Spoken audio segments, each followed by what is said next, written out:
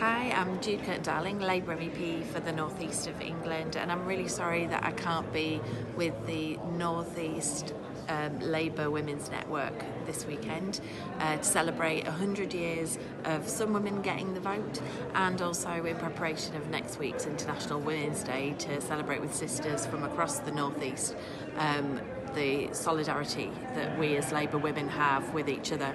But I wanted to send you a quick message, and we thought that it would, even though it's a little bit noisy here in the middle of the European Parliament,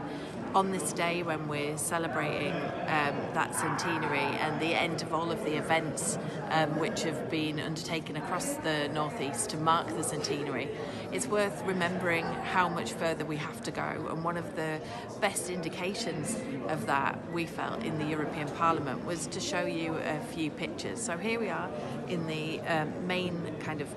gangway of the European Parliament. The plenary chamber is down this way, and we were voting this morning in the plenary chamber on women's rights questions, on women's rights in general, but also in particular standing in solidarity with our Polish sisters who are really under pressure from a very right-wing government, who have their sexual and reproductive rights right in the eye of their national policy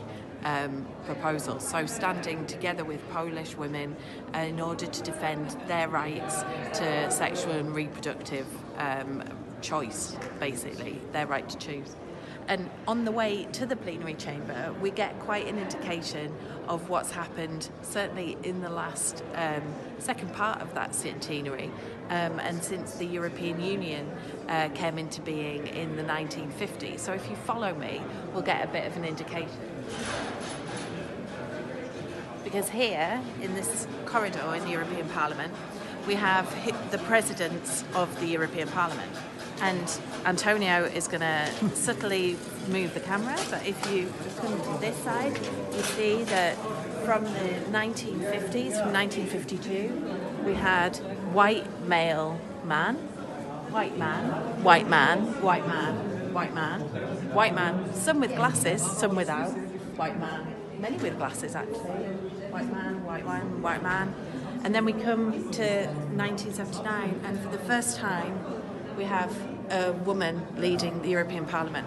And why I wanted to come down is because this year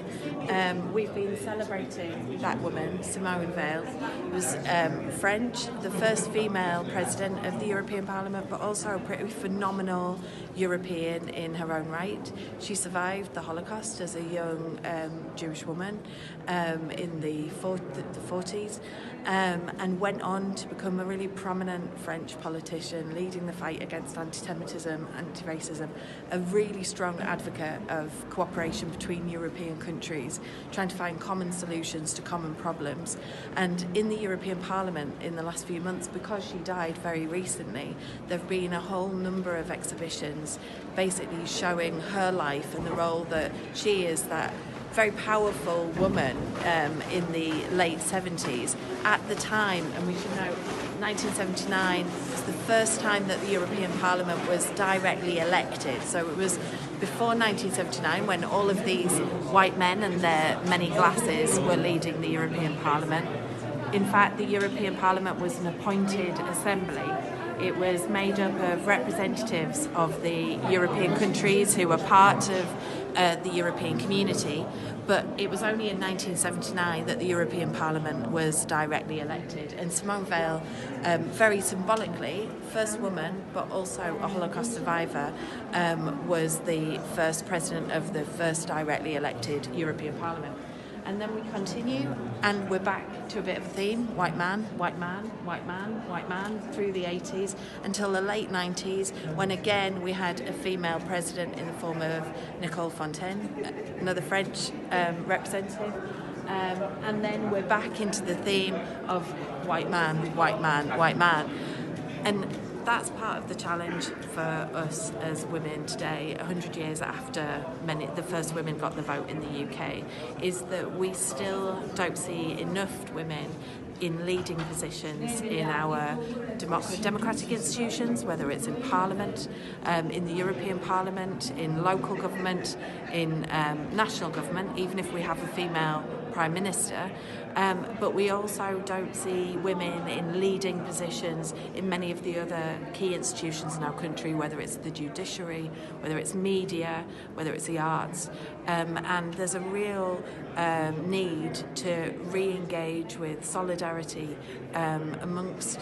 sisters to try and push forward good women and to make sure that women who are in positions of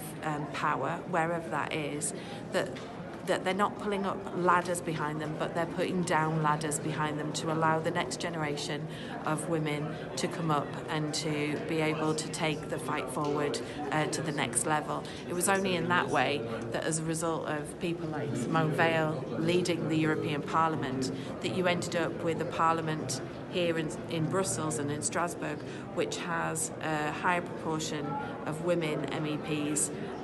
in comparison to Westminster at the moment. If we look at the Labour Party, we know Jeremy Corbyn has made it his commitment that the shadow cabinet is 50-50. In the European Parliamentary Labour Party, after the last elections, for the first time ever, we had more women MEPs than men, and that was as a result of positive discrimination, as a result of the way that the zipping of the list was done to promote women and to ensure women's positions. All women shortlisted